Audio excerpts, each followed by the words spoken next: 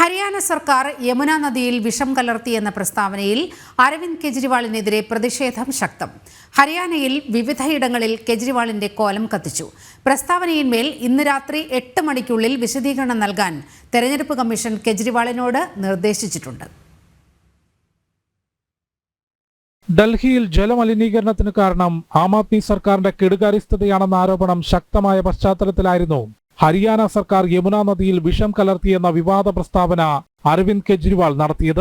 ഇതിനെതിരെ ഡൽഹിയിലും ഹരിയാനയിലും പ്രതിഷേധം അരങ്ങേറി. ഹരിയാനയിൽ വിവിധയിടങ്ങളിൽ കെജ്രിവാളിന്റെ കോലം കത്തിച്ചു. പ്രസ്താവന പിൻവലിച്ച് മാപ്പ് പറയണമെന്ന് പ്രതിഷേധക്കാർ ആവശ്യപ്പെട്ടു.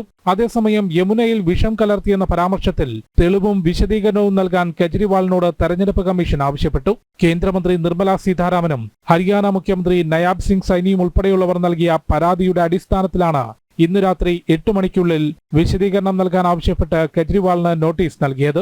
ഗുരുതര പ്രത്യാഘാതങ്ങൾ ഉണ്ടാക്കുന്ന വസ്തുതാവിരുദ്ധമായ പ്രസ്താവനയാണ് കെജ്രിവാൾ നടത്തിയതെന്നും കെജ്രിവാളിനെ നിയമസഭാ പ്രചാരണത്തിൽ നിന്ന് വിലക്കണമെന്നും BJP ആവശ്യപ്പെട്ടിട്ടുണ്ട്. ജനം, ഡൽഹി.